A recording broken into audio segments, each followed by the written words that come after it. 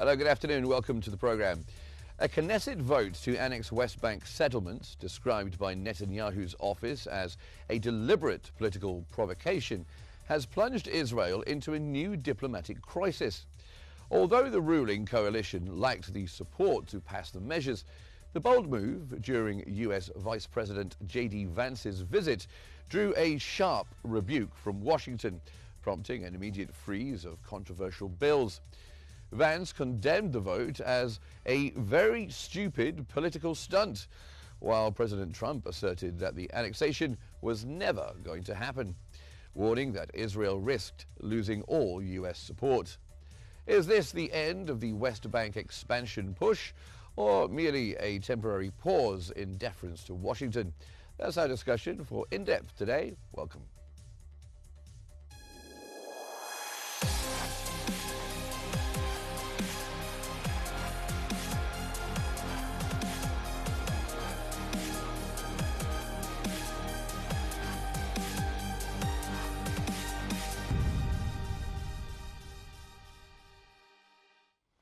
As tensions rose over Israel's plans to annex the West Bank, US President Donald Trump said Israel is not going to do anything with the West Bank, following Israeli lawmakers' move to advance two annexation bills during Vice President J.D. Vance's visit.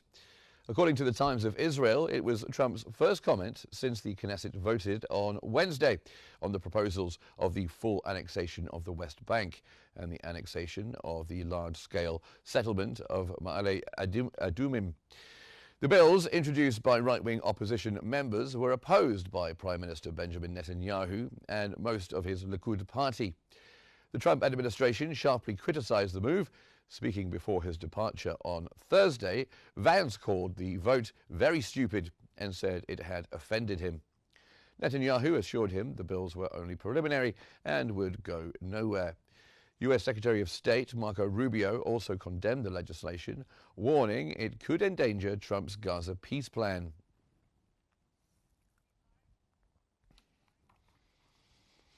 Meanwhile, clashes erupted across several areas of the occupied West Bank last night, following a series of large-scale raids carried out by Israeli occupation forces, who stormed towns and villages from the north to the south of the region. According to the Palestine Chronicle, the confrontations came amid an escalation of settler violence targeting Palestinian civilians and their properties. Clashes in rural areas reached new heights this year, prompted by ever-expanding Israeli settlements and a growing number of settlers. On Thursday, Netanyahu reportedly directed the coalition to freeze any proposal related to sovereignty over the West Bank until further notice.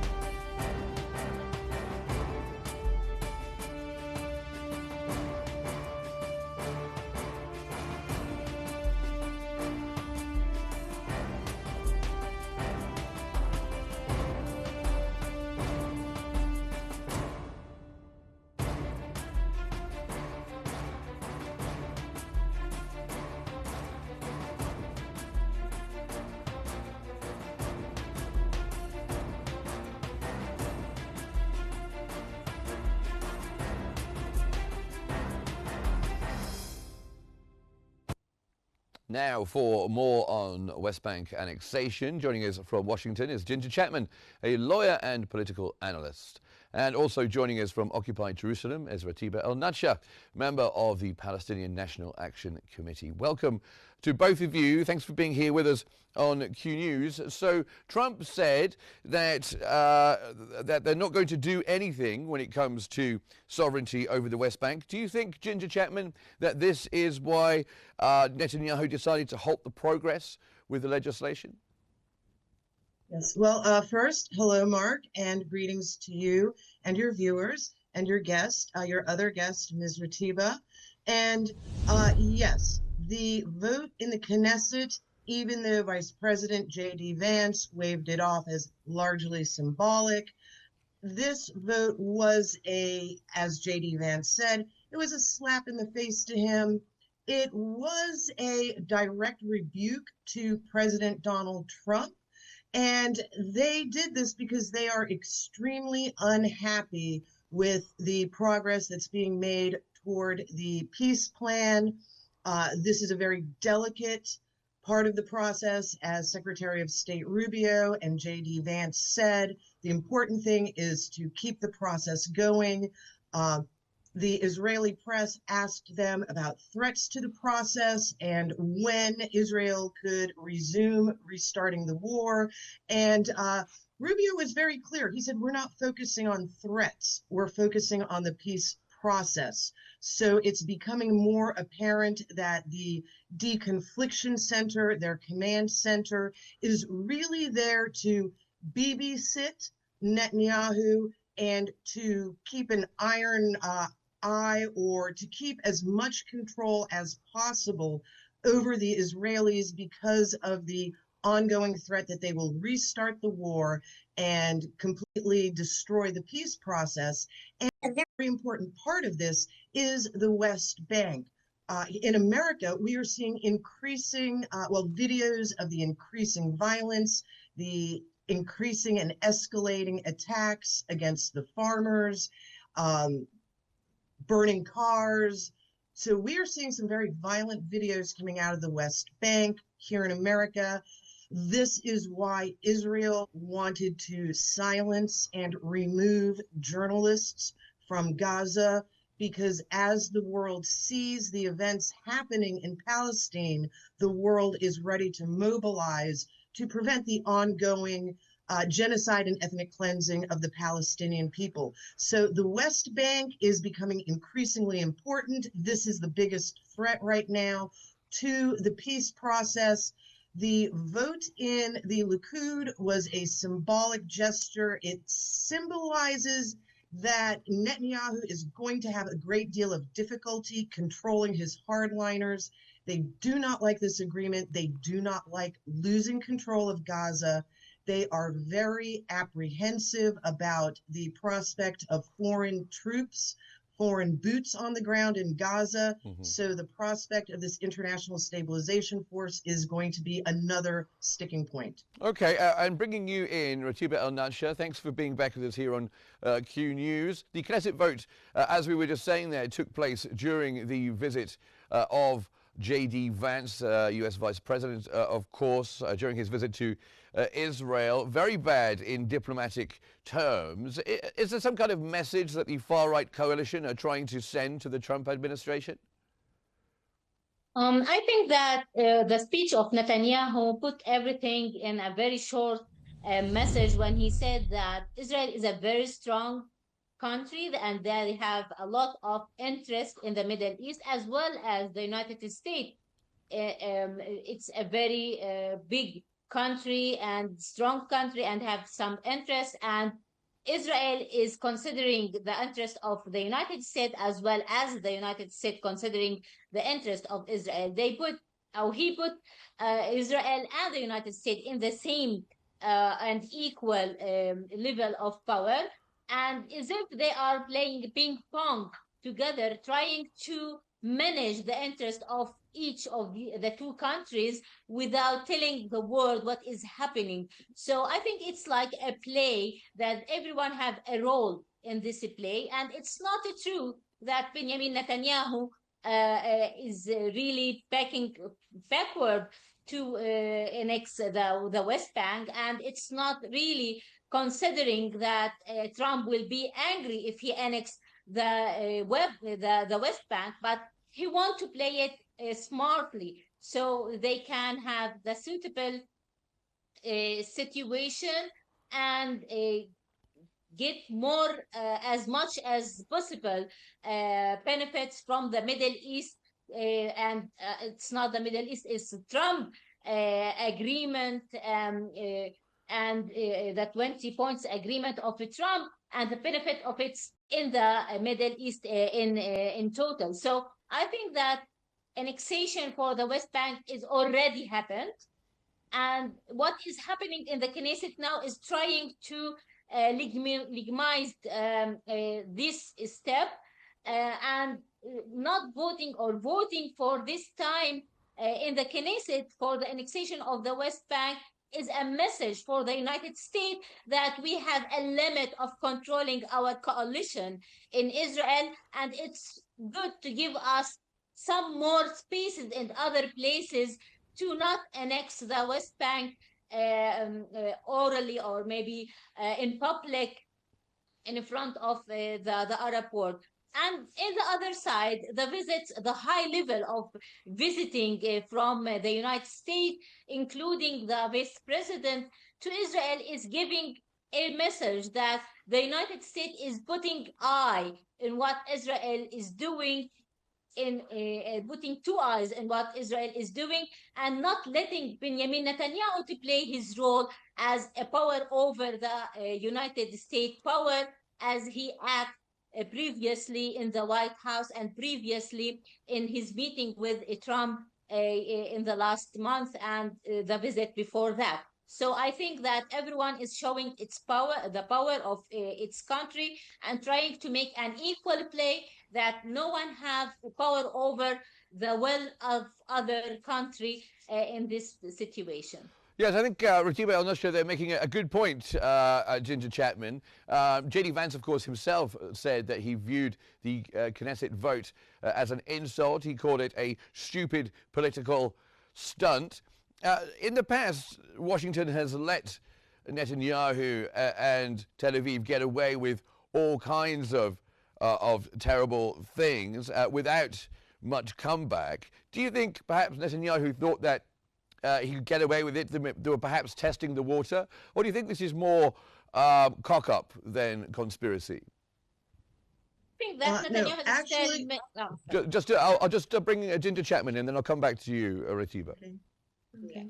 And actually, Ms. Ratiba is correct. There has been a de facto annexation of the West Bank, and Israel is very desirous of Area C with the arable farmland, source of water. So this is an area they are very, they want to acquire. And that is why we are now seeing for the first time a power struggle between President Trump and Prime Minister Netanyahu. Netanyahu has defied every American president, going back to Jimmy Carter, most notably Clinton and the Oslo Accords. And Netanyahu fully expected that they could defy President Trump. We saw how elated Netanyahu was back around January 18th, before Trump even took office, when he negotiated that very first ceasefire, which everyone thought this could be a great start.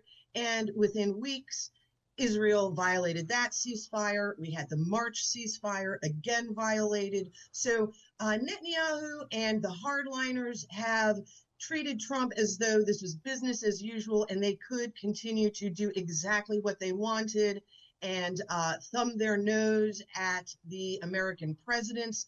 And this time does appear to be different. This is because globally, the entire world is pivoting from west to east. So our Arab partners in the Middle East, Egypt, Qatar, Saudi Arabia, UAE, they are becoming more globally important. They're becoming energy powerhouses.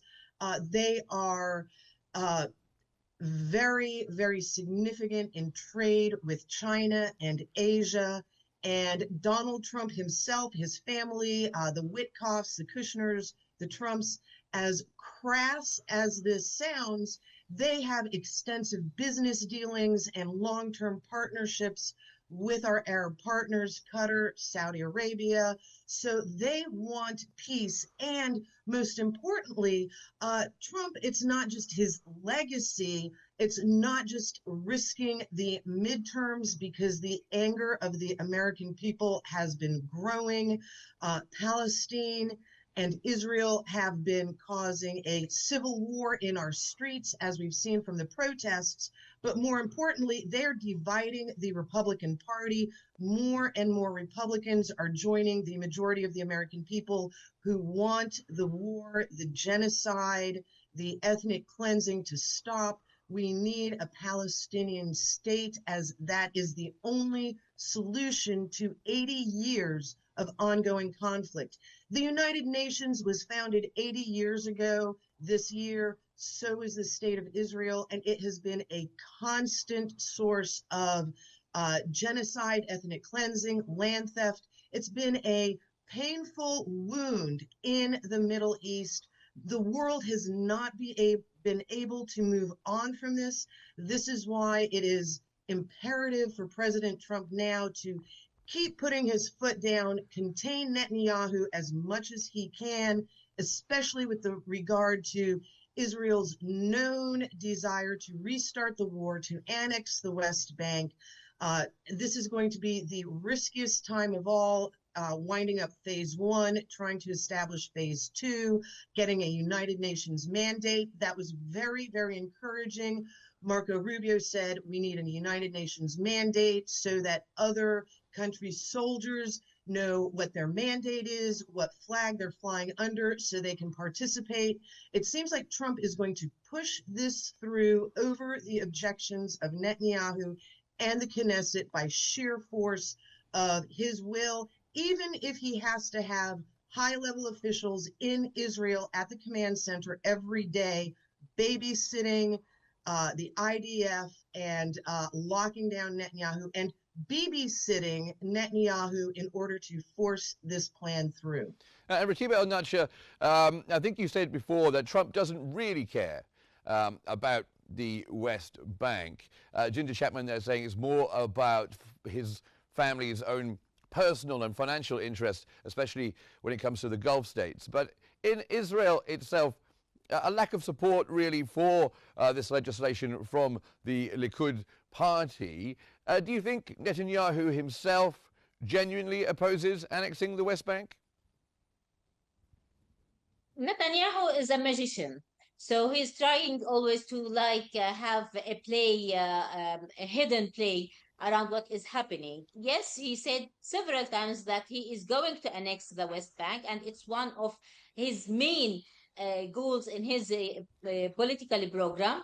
And he is with this idea getting over all the West Bank and Gaza since 1996. It's not something new, but it's about timing, and it's about how to pronounce these issue, or to announce it in public for the Arab world, and not to get the upset mind of Trump. Oh, I know that Trump maybe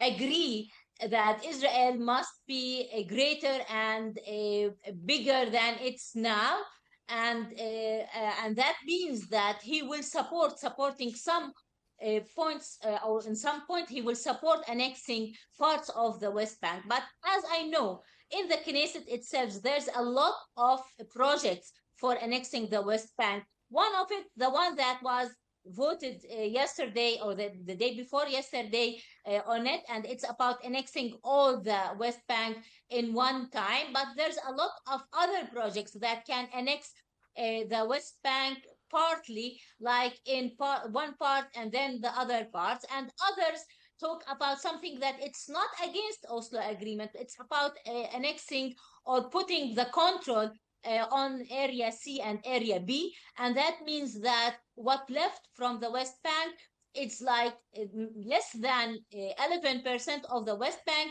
which have the majority of the population of the Palestinian people collected in ghettos closed by more than 1,200 checkpoints, closing each country or each even village from the other in the West Bank. And this is another kind of annexation that Benjamin Netanyahu is willing to have in this period, and making the whole annexation for sometimes lately after he get normalization and agreements with the Arab worlds. So yes, it's about playing on the words and on the time windows that they have to gain as much as possible from the normalization agreements and from the benefits from the Middle East, as well as not getting on the interest of Trump and his family, as you said, investing in the West, in the Middle East as well. So I think that the issue is about how we announce the annexation, how we call it, and when we do it. It's not about if we will do it or not. This is what is happening in Israel, and the discussion in Israel and in the Knesset right now, and in the office of Benjamin Netanyahu, is about when and how. It's not about the matter of annexation itself. And everyone believes that this government will let the idea of putting control and what they say it Judah and Samarit is something out of sense, because it's out of their ideologic thinking and ideologic program that they go to the elections and the next election with it for the Israeli community. And Ginger Chapman, coming back to you, Donald Trump warned that Israel would lose all support from the United States if it decided to annex the occupied West Bank. Quite big words. I don't think they've ever been spoken by a US president like that before. Is this causing real tensions within the United States between Israel, with the situation between Israel and the U.S.? Yes, and President Trump's statement that we would cut off all support over the West Bank. This was a surprise. It was a welcome statement to hear Trump putting his foot down. We see that over the last period of time, he's had disagreements with Netanyahu, and yet Netanyahu always gets his own way. It appears that Trump is finally drawing and standing by the red lines. This is important. The West Bank was a red line for our Arab partners. Our Arab partners said the West Bank, that's where if that goes, we're cutting off support. So this is a very important issue. And as Ms. Ratiba pointed out, Netanyahu and the IDF, they've torn up 1 million olive trees.